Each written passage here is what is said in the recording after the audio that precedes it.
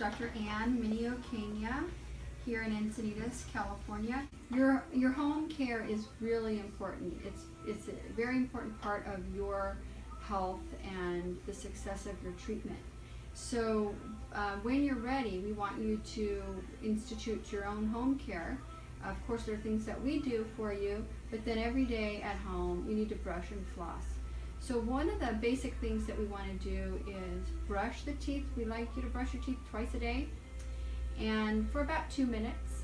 And I like the Braun Oral-B with a sensitive head. That's what I'm probably going to be recommending to you. Most of my patients should avoid a sonic brush, and just because they have pretty fragile tissues, most of my patients.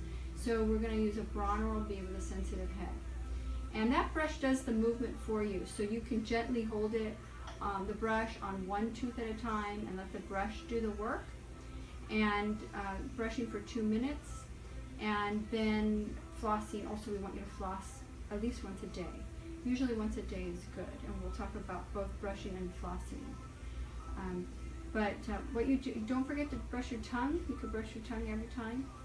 And you don't need to brush other tissues in your mouth, like don't go out of your way to brush your gums. I've heard people say that. We don't want to brush the gums. We want to brush the teeth and where the teeth meet the gum. But the tissues themselves don't need to be brushed, and you could do damage if you're aggressive. You don't want your brush head to be too big. We like a small head. That's why I like the Braun Oral-B with a sensitive head, because it really brushes one tooth at a time. When we, your professionals, clean your teeth, we don't use instruments that clean more than one tooth at a time. Okay, we are only cleaning one tooth at a time, and so we want you to do that at home. The other brushes, maybe a manual brush that's too big, it's covering more than one tooth, you end up abrading the gum or hurting the tissue. So remember that we like you to brush one tooth at a time. And when you floss, you want to floss all of the teeth, including behind the back teeth and under any bridges or splints that you have. So your home care is really important. It's going to give you a great smile and help all the work that you put in here at the office succeed at home. This is a denture, but we're using this as an example of your teeth in your mouth.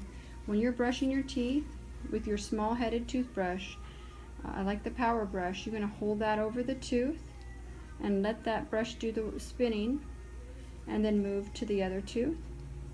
So you're cleaning each tooth individually. Don't try to clean too many teeth at a time, just one at a time.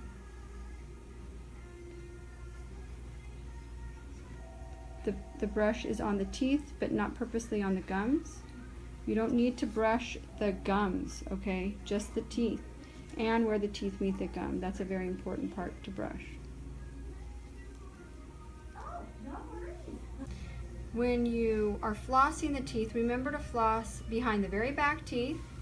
For example, on this model, you want to wrap the floss around the very back teeth and make an up and down motion. We want you to avoid a back and forth. Back and forth is not as helpful. Up and down is what we want. When you come to the contact between teeth, break the contact and then make sure you're, do you see this? Come on up above it a little bit. I want you to see we call that C-shaped. We're wrapping the floss around the tooth so we don't cut the tissue, up and down, and then come over to the other tooth, up and down. So we don't want to snap that floss and cut the tissue. All right. Then you want to floss all of those teeth. They say only floss the teeth you want to keep. So we want to keep them all. If you have a bridge or bridges in your mouth, even some implant restorations have a bridge. That means that you have a space where you have basically a fake tooth, and there are teeth or implants on either side. You need to be able to clean under them. Another instance might be if you have a splint, which is like a little wire that connects teeth that are mobile. You need to floss under that. So what I want to show you is you have your floss, and then you have a floss threader, if you can see that floss threader.